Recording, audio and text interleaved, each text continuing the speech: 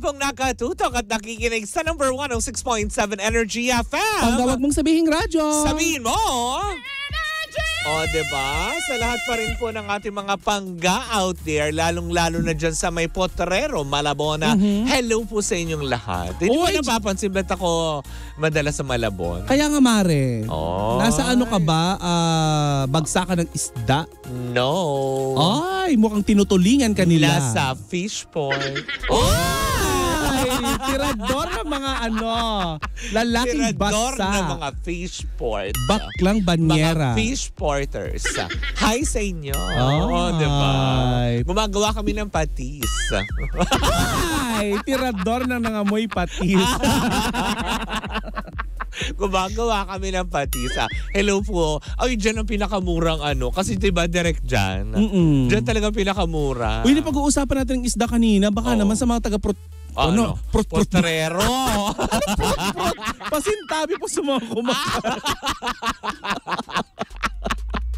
Hindi magpupururot ang mga taga-Malabon. Sinasabi ko, mga taga-Potrero. Oo, Potrero. Hello po sa inyong lahat dyan. At syempre, idami na natin kasi kadikit lang din yan. Yung mga taga-Navotas. Hello po. Lalong-lalo na sa mga taga-North Bay Boulevard South and North Bay Boulevard North. O, diba? Uy, dyan sa may 5th Street, dyan sa may sa BGC, yung nagtitinda ng Toroy! Yes! English! BGC! BGC! Oo, ayan, diba? may mga nakatutok sa atin dyan, Mare. Oo, diba? Hello po sa inyong lahat dyan. Korekek. Oo, diba? At saka dyan sa may Padilla, sa may Antipolo, ang dami nakatutok sa atin. Ay, hello dyan. po. Ayan, batiin na rin natin yung mga taga Murphy Market dyan sa may Cubao. Hello po sa inyong lahat. Lalo dyan sa 15th Avenue. O hikayatin natin ating mga pangga kasi mag-1 million ang ating Facebook page. Oo, diba? Konti na lang mga pangga, hindi ba? Road to 1 million followers na tayo. Kaya huwag niyong tigilan ng kalalike at kasi-share sa ating Facebook page. Diba? Ng bonggang-bongga. At syempre, huwag niyong kakalimutan ng pagboto sa Roar Awards dahil continuously pa rin yan. Pag sinabi natin Roar Awards, it's Energy FM. Ay, eto Mare. May chika ako sa'yo na hindi na nag-continue. Anek Labarba. Hindi na nga nag-continue at kinumpirma na nga Mare nitong si Elijah Canlas ang kanilang relasyon. What? Nitong si Miles Ocampo, Mare. Really? Oo. Si OA. Habang ako busy dito, tingin ng tingin. Correct. Yung bakla, reaction video. Ay, yan pala. Diba? Sweet nila. Ganyan talaga. Diba? Mare, kinumpirma na nga itong si Otoko, si lalaki. Ni Elijah. Oo. Na last year pa daw sila hiwalay nitong last year? Ilang buwan na ang nakalilipas. Last year? Grabe. Ilang buwan na ang nakalilipas mula na maghiwalay sila ni Miles. So, ibig sabihin, Mare, kung ilang buwan na nakalilipas, so bago pa mamatay o mamaalam, yung kapatid ni Elijah, hiwalay na sila nitong si Miles Ocampo. Kaya naman, Mare, di ba? Noong mategi boom boom yung kapatid ni Elijah, hindi masyadong nakikita sa eksena si Miles. Ay, talaga ba? Yes, 30 Once More Today and Tomorrow. Sino yung kapatid niya? Artista din ng GMA7. Talaga ba? Chugi boom boom yun, Mare. Talaga ba? Sorry sorry. Hindi naman sa Na-curious lang kasi talaga ako. Yun lang yun. Ayun. Wala tayong... Kaya nga nagtanong ako kung sino nga yung kapatid. Kasi nasabi mo na teki boom boom. Suro. Diba? So yun nga, Mare, kinumpirma nga kay Elijah Canlas. Kinumpirma nitong si Elijah Canlas sa press. Kay Elijah. Na wala na sila nitong si Miles. At Mare, hindi naman binanggit nitong si Elijah kung anong dahilan. Ay, talaga ba? Hindi rin niya sinabi na itong si Blight o si Andrea Brillantes ang dahilan na kung bakit sila nagkahiwalay. Ay, talaga ba? Nang bonggang-bongga. Sabi ni Elijah Canlas, Mare, ang alam mo kaya ka ngayon, nahihirapan? Kasi lakad ng lakad si Ate Yoli. Yoli Rigudon? Ang ligalig. Alam mo. May nakaprograma. Bahay, sala set. Hindi. Kaya kanina, alam mo yun, na uutal. Kasi binubuo mo pa yung pangalan, pwede namang Elijah lang. Si Canlas. Uy, baka isipin nila si Nelson yun. Hindi reporter ng GMA. Ayun na nga, Mare. Hindi naman daw si Andre Brillante. Sa ngayon daw ay focus muna sila sa kanya-kanya nilang buhay. Pero alam mo, Mare, malaki ang malaki ang tingin kong magkakabalikan Hindi pa sila. alam mo kasi 'di ba yan daw yung alam mo yon sa panahon daw ngayon most especially sa Gen Z. 'Di ba at mga millennial kids. Yung kadalasan daw ito yung obserbasyon lang ng ilang mga psychiatrist na nung simula ang pumasok ng millennial and Gen Z stage, yung mga relationship paiksi ng paiksi, minsan buwan lang.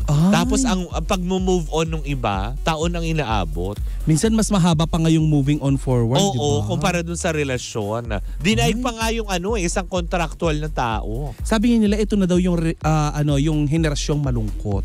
Yun, Malungkot diba? daw ang mga na parang tipong ang bilis nilang, alam mo yun, sudden change of heart. Pag may ayaw na sila, ayaw na nilang ganon. Correct. Na hindi nila naiisip na pwede naman i-workout yun sa pag-uusap, diba? Lalo dito, kaila Elijah. Sa Miles, mga millennials yan diba? Oo. Taong 2020 nga, Mari, kung matatandaan natin, nung magkasama sila sa isang sa isang programa o proyekto at doon nag-umpisa nga yung kanilang relasyon o yung pagkakaigihan. Ngayon nga sa mga fans ng ni Elijah at saka ni Miles, atin pong inihahayag na talagang wala na sila. Kasi kinumpirma na mismo. Kinumpirma ni Elijah. Nakakasad man, diba? Pero sabi ni Elijah, Mari, nananatili siyang #1 fan ni Miles at nakasuporta siya. In fairness. Alam mo, feeling ko mahal ang sarap na ng mga ganong relasyon, yung pag natatapos nyo because sa pagkasunduan nyo nang lang tapusin because hindi na kayo parehas masaya, di ba, na nagiging maayos pa din yung relasyon nyo bilang magkaibigan. Sana lahat ganun, hindi yung pag naghiwalay na gusto tapusin din yung buhay. Oo, di ba? Tapos kung hindi, alam mo yun, magsisisi. Maninira. Kung sino-sino. Yung mga ganong aspeto. Tapos mambibintang kung sino yung mga kulasisi, sino yung haliparot na lumingkis sa kanilang mga jowa. Yung mga ganong kailangan mga taga-fountain dyan, ha? Diba? Diba? Hindi, diba? Kasi kadalasan ganon. Yung laging kailangan may sisisihin na hindi man lang ba nila din naisip na partly bakit hindi nag-workout yung relasyon kasi may kasalanan ka din, may pagkukulang ka din. Yes. Hindi ka perfecto. Sa mga panahon ngayon. Laban na laban ako. Ano ba yun? 5 years naman. 5 years naman na ako single. May nagbabalik na sa dibdib mo, Mare. Wala. But anyway, Mare, sa panahon ngayon, kapag ganun na nagkakahiwalay, siguro mas isipin na lang natin na blessing yun. Correct, diba? Diba? Na may pagkakataon kang mahanap yung talagang taong nakalaan para sa'yo. Hindi. Kung hindi man talaga mahanap mo agad-agad, diba? Yung para may matutunan ka sa buhay.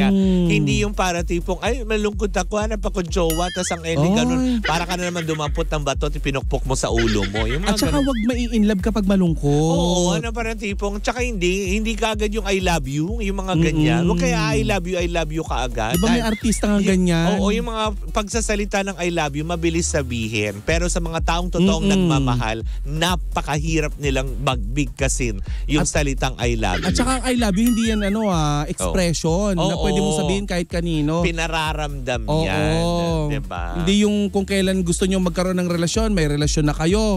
Tapos bigla magkakahiwalay kayo. Tama, diba? Tapos ipopost nyo sa Instagram. Nakakaloka. Diba? Kasi kadalasan ngayon, ang I love you, sinasamahan kasi yan ng kate. Yun. Tsaka kamot. Diba? Yung mga ganun pa nag-I love you ka minsan kate. Ano ganun, yun? no? I love you, may hadhad. May buni. May buni. Yan pasintabi sa mga kumakain. Sarap kamutin. Maligo kasi. Oo. Diba? I love you ng I love you. Jowa ng jowa. Hindi man naliligo. Sa dugyo. Ang lakas ng baktol. Ayoko na. Anyways, diba? Tapusin na lang din natin yan. Yes. Total, nagsalita naman sila. May pag-amin naman. Respetuhin natin. Huwag na natin uriratin kung ano yung dahilan. Kasi kadalasan narinig na natin yung mga gusto nating marinig tulad kay Elijah at kay Miles. Inamin naman na nagkahiwalay. Correct. Hindi pa rin tayo makokontento. Very Pinoy yun eh. Bakit? Anong dahilan? Kahit pag may namatay. Sino? Anong kinamatay? Bakit? Tapos biglang sasabihin, ay kasi yung pala, hindi pala siya maalaga sa sarili. Pag sinabi nung kasalanan ni pala niya. Diba? Yung mga ganong aspeto. Pipintasan pa pag namatay sa gutom. Diba? Diba? Yung mga ganon. Hindi man lang natin malaman kung, alam mo yun, Hoy, hindi ka Kaya na yung tatawag. pipintasan. Oo. Hindi ka tatawag habang ako ay naka-ere, di ba? Nakita ko Wala. nakalagay number. pangalan Fishport. Ayan po, number lang. So, ayan. Ay! Wala sa isip ko yan. Bakit parang namula Kapitana Sisa mo? Well, Mukhang may Fishport ka na. Hindi yung order ko yan mga tulingan. Baklang tinulingan. Ay, nako. Malalaki ang tulingan dyan. Oo, sobra. Ang Sarap. lalaki ng hasa. Ay, nako. Sana naman pupunta Baklang alembong. ito. Baklang kere. Anyways, ayan, dyan po muna natatapos ang ating chikahan. May dadagdag ka pa ba? Ayoko na. On a Friday. Baka kung ano masabi ko. Ipaalala lang natin sa lahat na 31 days to go, mga pangga.